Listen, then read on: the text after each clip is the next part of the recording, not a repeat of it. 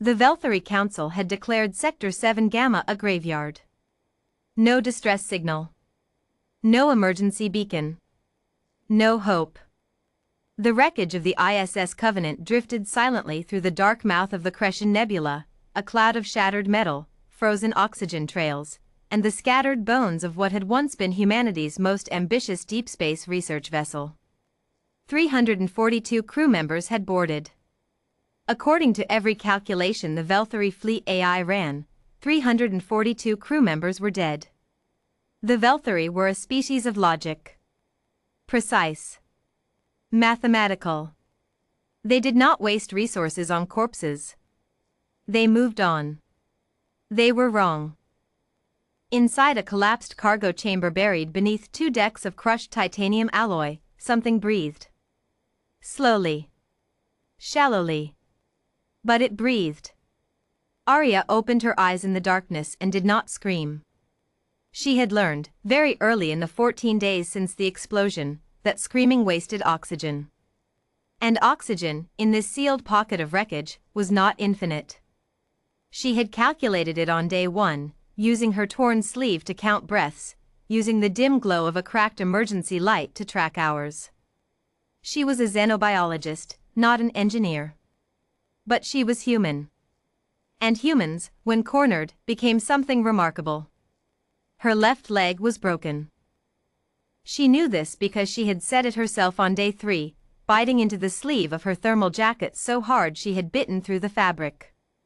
She had used 2 twisted rebar rods and strips of her own uniform to splint it. The pain had been extraordinary. She had not made a sound that could be heard outside her own skull. Her shoulder had a deep laceration from the initial explosion. She had packed it with insulation foam pulled from the wall panels, not sterile, not ideal, but it had stopped the worst of the bleeding. She had a concussion she could not treat. 2 cracked ribs. A bruised spleen she had diagnosed by pressing her own abdomen with careful, clinical fingers, mapping her own body like a piece of alien terrain. She had eaten 3 emergency ration bars spread across 14 days. She had melted frost from the cold wall panels by holding the surface with her bare hands until it dripped into her cracked water container. She had kept a log. Not a distress log. Not a prayer. A scientific log. She recorded ambient temperature fluctuations, the shifting sounds of the wreckage around her, the trajectory of debris she tracked through a 2-centimeter gap in the hull using the reflection in a piece of polished metal. She recorded what she ate, what she drank, how her wounds were healing. She did not record her fear. Fear was not data. She recorded, day 14. Oxygen feels thinner. Either the seal is degrading or my perception is altered by CO2 buildup. Calculating time remaining. Estimate, 19 to 26 hours. We'll use this time productively. She folded the log. Pressed it against her chest. And waited. Part 2, The Man Who Came Back. Ethan was not supposed to be there. He had been medically discharged from the ISS Covenant's mission roster 6 weeks before departure, a viral infection in his inner ear that had grounded him on Relay Station Morova while his colleagues launched without him. He had spent those weeks furious, recovering, watching the mission feeds with the obsessive attention of a man who should have been on that ship. When the explosion happened, he had gone very quiet. The Velthary had declared the sector a graveyard. Command had agreed.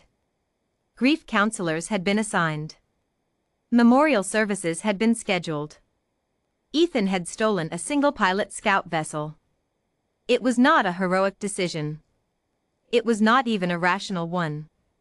He would say later, when people asked, that it was simply the only option he could see. He knew that ship. He had walked every corridor of the Covenant during the 6 months of pre-mission training. He knew where the cargo bays sat.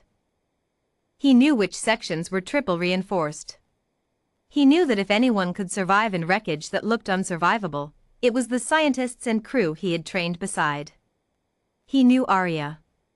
He had watched her, in the year of mission prep, approach every impossible problem with the same expression, calm, focused, almost bored, as if the universe had not yet invented a situation she couldn't outlast. He had watched her reset a field experiment after a catastrophic contamination failure without cursing once. He had watched her eat a protein ration she openly despised every single day because it had the right caloric profile for the mission demands. She was the most quietly, ruthlessly capable person he had ever met. He flew into the nebula alone, against orders, against all calculated probability. On day 14, his deep scan array pinged a heat signature so faint it registered as sensor noise. He almost dismissed it. He stared at it for 4 seconds. Then he punched in the extraction vector. Part 3, What he found. Ethan cut through the wreckage with a plasma torch for 6 hours. He did not stop. He did not sleep. His hands blistered through his gloves and he did not acknowledge the blisters. The scout vessel's AI told him twice that structural integrity of the debris field was compromised and that continuing was inadvisable. He told the AI to note its objection in the log and be quiet. When he finally broke through into the sealed pocket, the beam of his helmet light swept across the chamber. Arya looked up at him. She was splinted. Rapt. Methodical. She had organized her remaining resources into 3 categories in the corner: medical, sustenance, data. Her log was folded neatly in her breast pocket. She was pale, clearly in pain, clearly starving, and her expression, when she saw him, was not relief. It was calculation. Structural integrity of this pocket is compromised by your entry point, she said. Her voice was hoarse but steady. We have approximately 40 minutes before the weight redistribution causes secondary collapse. What's your extraction path? Ethan stared at her for 3 full seconds. Then he stepped forward, knelt beside her, and began assessing her injuries with practiced hands. He had done 2 years of combat medic training before his science career. He noted the splinted leg, the sealed shoulder wound, the careful rationing evidence, the log. He said nothing for a long moment. 14 days, he said finally. It was not a question. 14 days, she confirmed. You never activated an emergency beacon. It was destroyed in the explosion. I calculated that any active energy signal from the remaining systems might accelerate the structural decay of the surrounding hull. So I conserved and waited. He looked at her. At the splint she had made herself.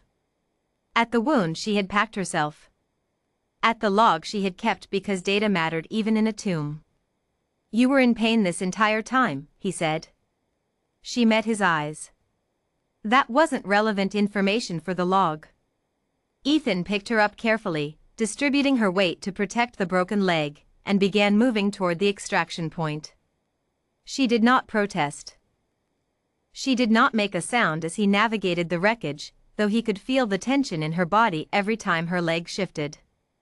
You came back for me, she said, as they moved. I came back for everyone, he said. She was quiet for a moment. I'm the only survivor. I know.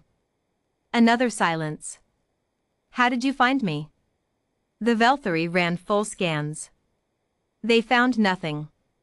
Their scans looked for life signs consistent with active human function, Ethan said, moving around a collapsed beam. I looked for the smallest possible heat variance above the baseline. The kind of heat signature a person makes when they're being very, very still and very, very careful. Arya processed this. You looked for stillness, she said. I looked for you, he said. Epilogue, what the Velthari wrote.